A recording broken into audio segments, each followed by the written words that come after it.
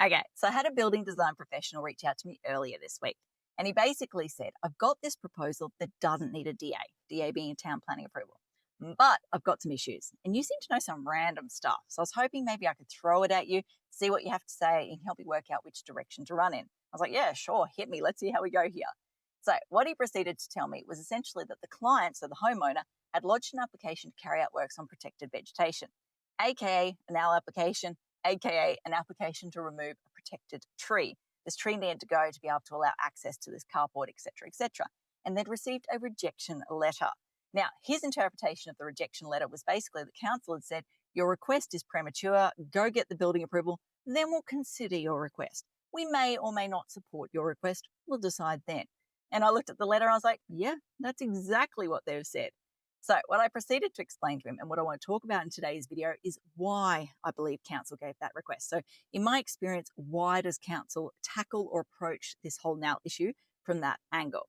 Because I'm a massive, massive believer. If you understand the why, then it kind of takes the heat out of the situation. If you understand what someone's trying to achieve, you don't necessarily have to agree with it, but you can start to go, okay, I can see where you're coming from. I can start to see your perspective. More importantly, though, outside of the heat side of things or the whole heat discussion, is it allows you to see a practical pathway forward.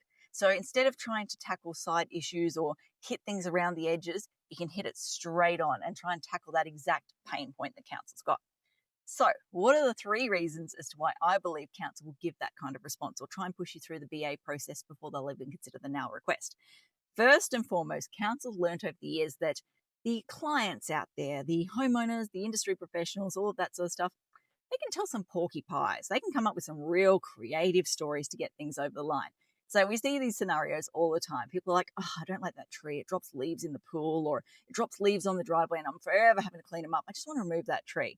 Now they know if they go to council and say, I just don't like leaf litter, council's going to be like, that's nice. Check ya. Like that ain't happening. So what people tend to do, it sounds so bad, but it's just the honest truth here.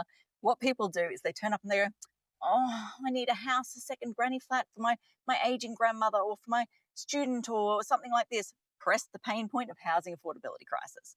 Or, oh, we want to get car parking off the street because it's a real issue in the area. There's lots of complaints from the neighbours. People are complaining to council about the lack of parking in the street, blah, blah, blah. Boing! Press on that pain point.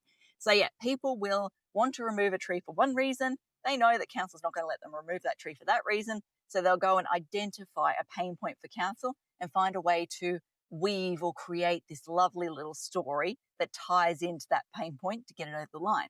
So yeah, council, first and foremost, they've learned over the years not to trust these stories. So they're first and foremost going to sit there and go, yo, put some skin in the game. Like put your money where your mouth is. Go to the effort of getting the plans drawn up, engaging the certifier for the building approval, etc., etc. Then we can talk. Then we can actually see that you're serious here. So yeah, they want to basically see that you're serious before they go ahead and accept it. Now, number 2, I don't know what the statistics are. I have it in my head, it's like 70%, but that seems crazy even now when I'm thinking about it. So maybe it's not that high.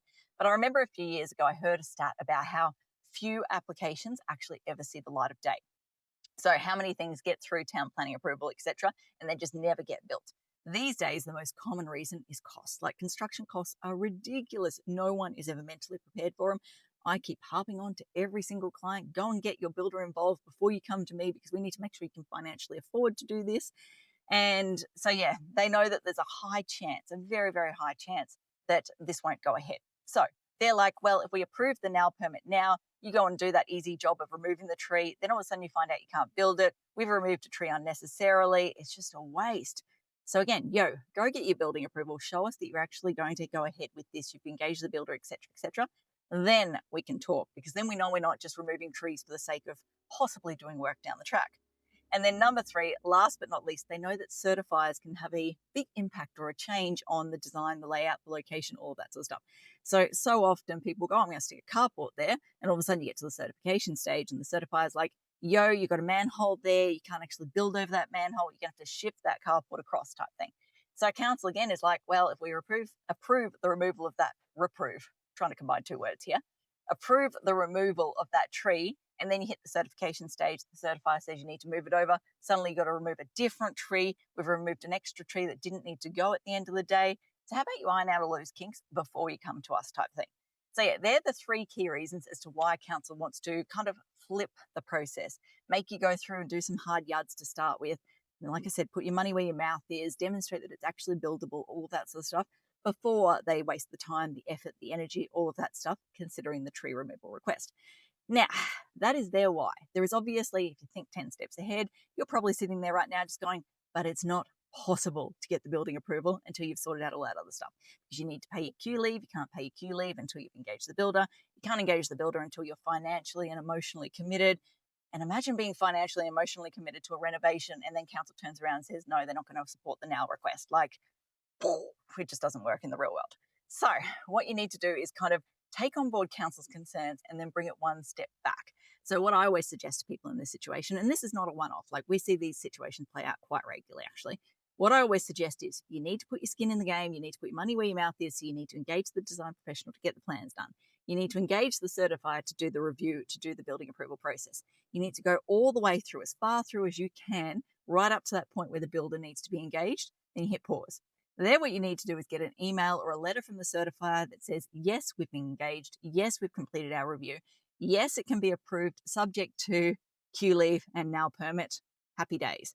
Then you need to go to the builder and get the builder to do an email or a letter. Letter's always better. It's more official on letterhead. But get something from them that basically says, yes, we've quoted on this job. Yes, we have capacity to slip it in 6 months' time, whatever the program is. And yes, we would like to go ahead with the job.